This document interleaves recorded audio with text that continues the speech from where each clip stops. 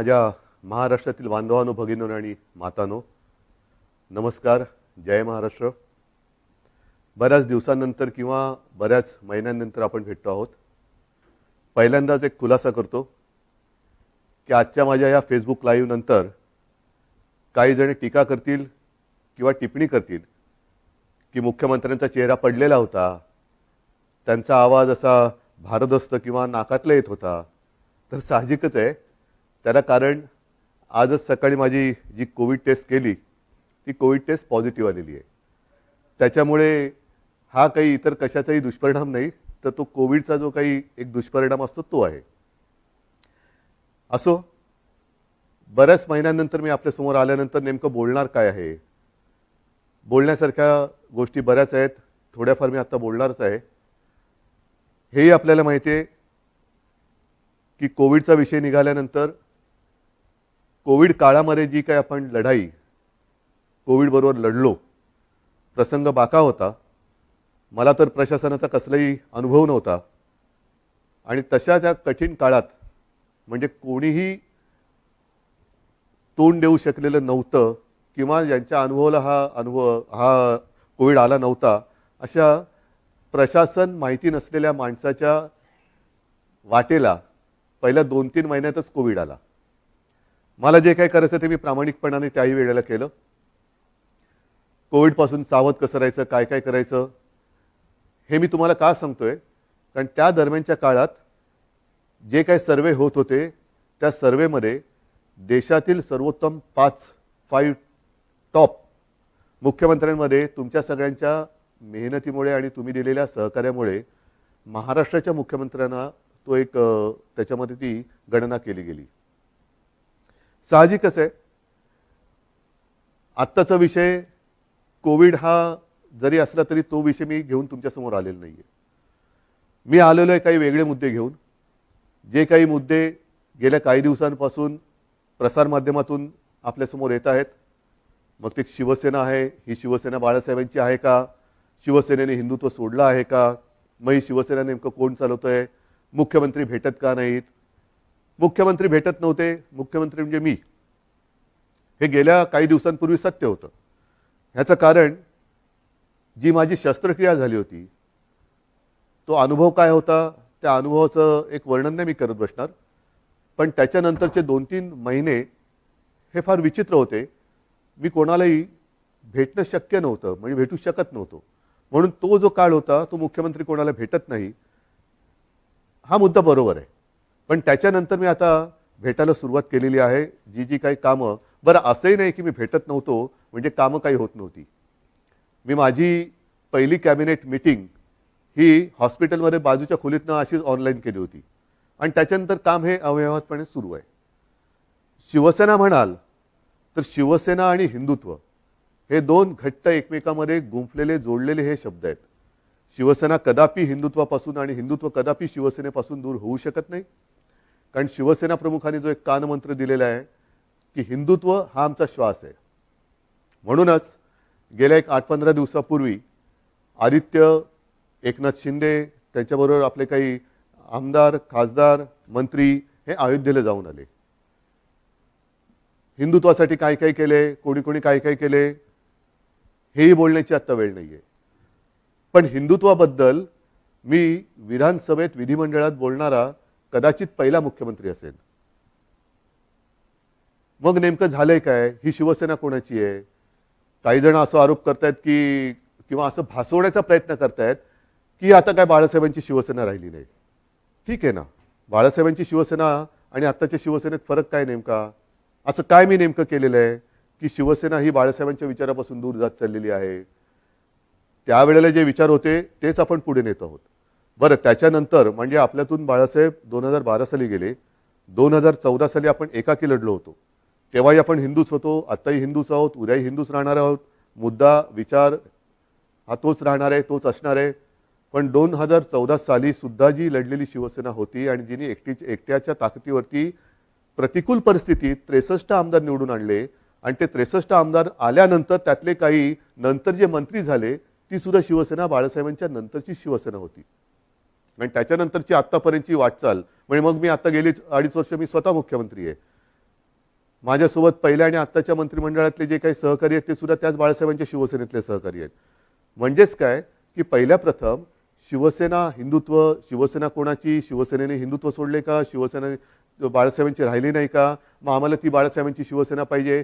मग मधल्या काळामध्ये जे काय सगळं मिळालं ते बाळासाहेबांनंतरच्या शिवसेनेने दिलं, हे मी म्हणेन कृपा करून लक्षात ठेवा. मग आता मुद्दा काय आहे की सध्या राज्यामध्ये काय चाललेलं आहे. आपल्याला सर्वांना कल्पना आहे की शिवसेनेचे काही आमदार गायब, अमुक गायब, तमुक गायब, गेले कुठे. पहिले सुरतला गेले, त्याच्यानंतर आता म्हणतात गुवाहाटीला गेले. आता त्यातल्या काही आमदारांचे आपल्याला फोन येत आहेत, आम्हाला इकडे आणलं गेले, आम्हाला परत यायचंय. आपल्यामध्ये इथे असलेल्या आमदारांना काही फोन येत आहेत. मला त्याच्यामध्ये जायचंच नाहीये. हे जे माझं मनोगत आहे ती मी अवघ्या 5 मिनिटात संपवणार आहे. आणि ते एवढ्यासाठी की काल परवा जी आपली एक निवडणूक झाली विधान परिषदेची, त्या विधान परिषदेच्या निवडणुकीच्या आदल्या दिवशी हॉटेलमध्ये सगळे आपले आमदार होते. मी तिकडे गेलो आणि म्हटलं काय परिस्थिती, ही कोणती लोकशाही, ज्यांना आपण आपलं मानतो, शिवसैनिक मरवर मारतात, राबतात, निवडून देतात. जनतासुद्धा शिवसेनेच्या विचारावरती विश्वास ठेवून त्यांना निवडून देते. आणि आपली माणसं ह्यांना सुद्धा आपल्याला एकत्र ठेवावं लागतात का. अरे हा कुठे गेला बघा, तो कुठे गेला बघा. मग मध्येच कोणतरी गायब होतो, कुठे गेला होता, नाही मी जरा बाथरूमला गेलो होतो. म्हणजे बाथरूमला गेला तरी संशय. म्हणजे बाथरूमला म्हणजे असं म्हणतात की शंका ठीक आहे, पण लघुशंकेला गेला तरी शंका. ही कुठली ही शाही, ही अशी लोकशाही काय मला आवडणारी आणि पटणार नाही. आणि मला वाटतं बाळासाहेबांनाही पटत नव्हतं आणि आपल्यालाही पटणार नाहीये. मला एक मुद्दा काय सांगायचा आहे की मला कशाचाही अनुभव नसताना जे काय घडलं, मी इच्छेपेक्षा जिद्दीने करणारा माणूस आहे. इच्छा असो वा नसो, पण एकदा जबाबदारी अंगावर आली तर ती जबाबदारी मी पूर्ण जिद्दीने पार पाडण्याचा प्रयत्न करतो. आणि त्याच जिद्दीने मी शिवसेना प्रमुखांना दिलेलं वचन पूर्ण करणारच हा निश्चय मनाशी बाळगून रणांगणात उतरलो. त्यावेळेला मी आपल्यासमोर आलो होतो, आज सुद्धा समोर आलेलो आहे. कोणताही अनुभव नव्हता. आपल्याला तेव्हा नाईलाज झाला, वेगळा मार्ग पत्करावा लागला. काँग्रेस आणि राष्ट्रवादी हे गेले 25-30 वर्ष आपण त्यांच्या विरोधात, ते आपल्या विरोधामध्ये हे लढत आलेलो आहोत. मग त्याच्यानंतर हे जे काय घडलं हे सर्वांना माहिती आहे की काँग्रेस आणि राष्ट्रवादीने, विशेषतः पवार साहेबांनी, ती बैठक आमची तिन्ही पक्षाची झाली. त्या बैठकीमध्ये सगळं ठरलं. आणि ते ठरल्यानंतर मला त्यांनी सांगितलं की उद्धव जरा 1 मिनिट बोलायचं आहे. म्हटलं काय बोलायचं, आता ठरलं सगळं, नाही 1 मिनिट. आणि बाजूला खोलीत गेल्यानंतर त्यांनी सांगितलं की उद्धव हे सगळं ठीक आहे, पण जबाबदारी तुम्हाला घ्यावी लागेल. म्हटलं का, तर तसं नाही म्हणे, आमच्याकडे पण ज्येष्ठ लोक आहेत, काँग्रेसकडे पण ज्येष्ठ लोक आहेत, आणि शिवसेनेकडनं जर तुम्ही नसाल तर ते पुढे चालणं हे कठीण आहे. मी म्हटलं पवार साहेब काय मस्करी करता का. मी आत्तापर्यंत महापालिकेत सुद्धा महापौर जिंकल्यानंतर अभिनंदन करायला जातो. म्हणजे साधा महापालिकेत न गेलेला माणूस मुख्यमंत्री कसा होणार. ते नाही नाही तुम्हाला हे करावं लागेल. ठीक आहे, जिद्द केली, जिद्द. मग पवार साहेबांनी, सोनिया गांधींनी विश्वास टाकला माझ्यावरती. सोनियाजी सुद्धा मध्ये कधीतरी आपुलकीने फोन करत असतात, विचारत असतात. एक गोष्ट लक्षात घ्या की कोणताही अनुभव नसलेला माणूस इकडे बसवणं, त्याच्या मागे नुसता स्वार्थ हा विचार नाहीये.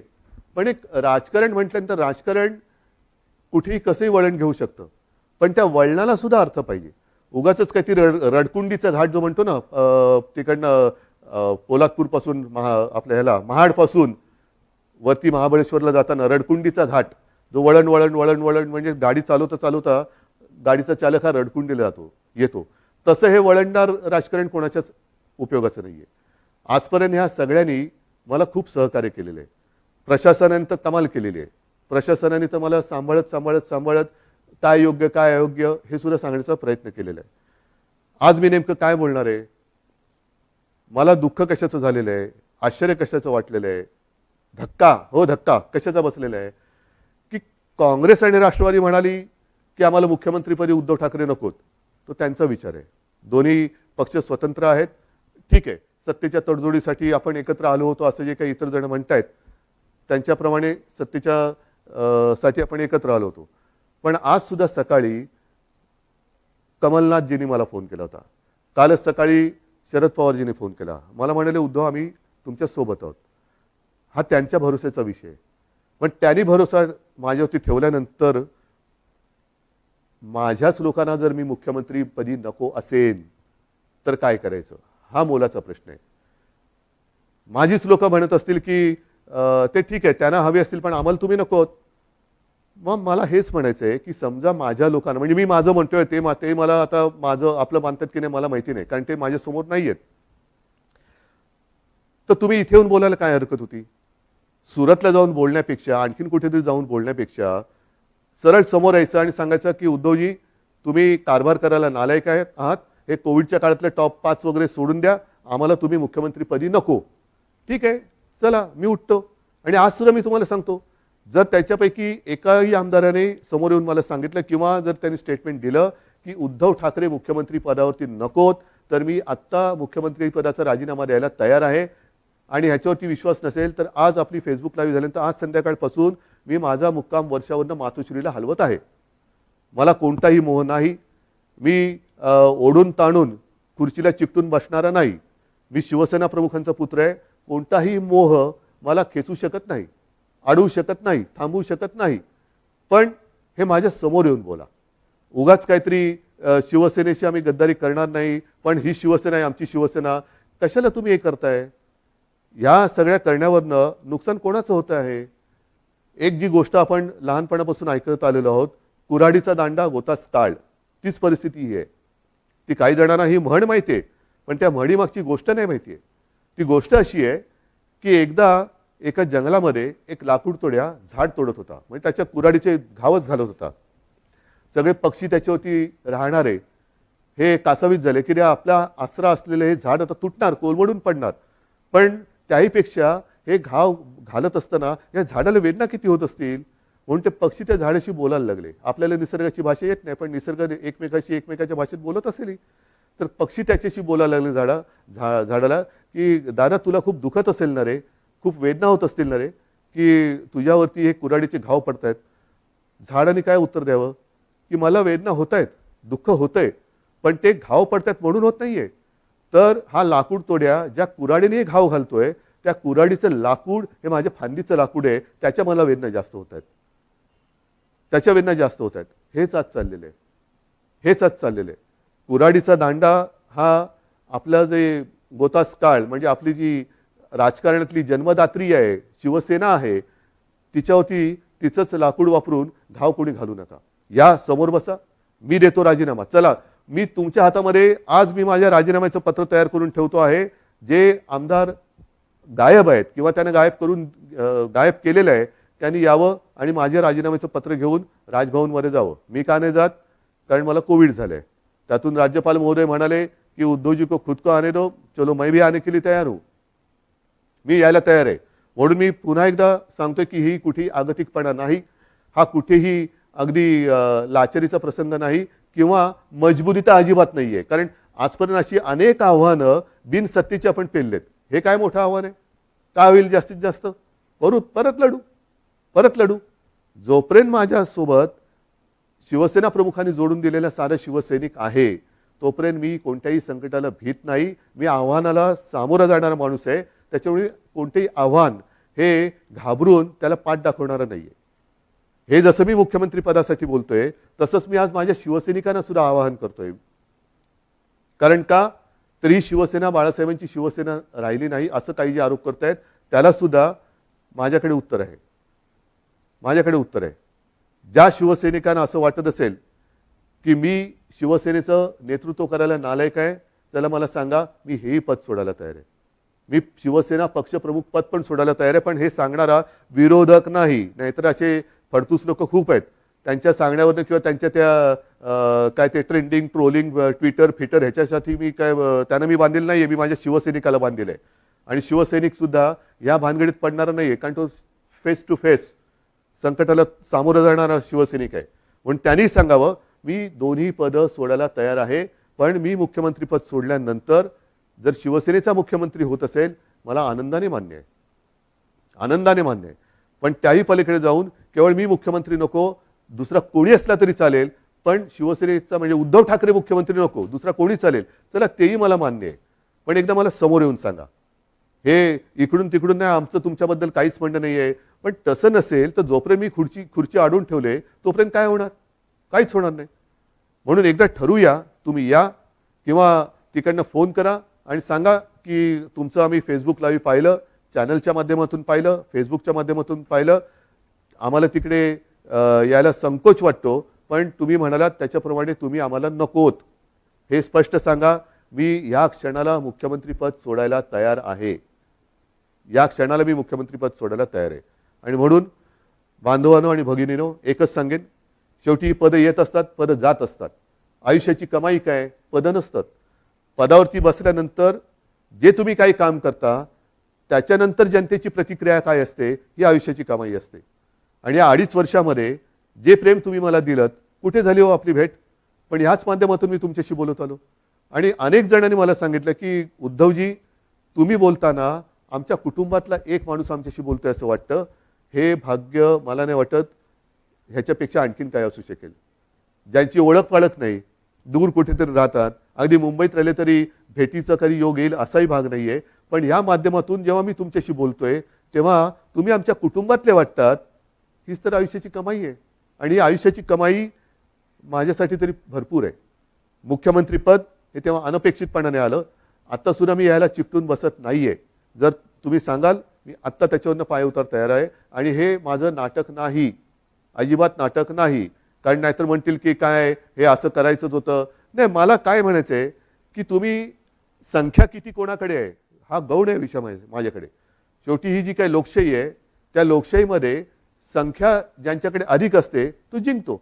मग ती तुम्ही संख्या कशी जमवता? प्रेमाने जमवता, जोर जबरदस्तीने का धमक्या दटावण्या देऊन जमवता? हे नगण्य असतं. पण समोर उभी केल्यानंतर डोकी मोजली जातात आणि अविश्वास ठरव मंजूर किंवा अमंजूर होतो.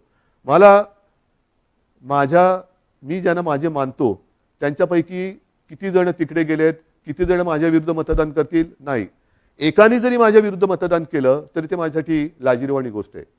आणि म्हणून मला हे एकही मत माझ्यावरती त्यांना अविश्वास ठराव दाखवण्याची वेळ येऊ नये म्हणून त्यांनी मला सांगावं. मी कुठेही त्या नावाचा उच्चार करणार नाही, वाच्यता करणार नाही. तुम्ही सांगा मी मुख्यमंत्रीपद सोडलं, बस. ह्याच्यावर आणखीन काय सांगू? मी माझं मन घट्ट करून तयारीने बसलेलो आहे. मात्र बांधवांना आणि भगिनींना एकच सांगेन की जे प्रेम तुम्ही आजपर्यंत दिलं, उद्या मी सांगितलेलंच आहे की मुख्यमंत्रीपदी माझी राहायची अजिबात इच्छा नाही. पण त्याच्यानंतर सुद्धा जेव्हा जेव्हा आपली भेटगाठ होईल ती मात्र जसा मी फिरत जाईन तशी प्रत्यक्ष होईल. तेव्हा मात्र तुम्ही हे दाखवत असलेलं प्रेम हे सदैव असंच कायम ठेवा एवढीच विनंती करतो. धन्यवाद. जय हिंद, जय महाराष्ट्र.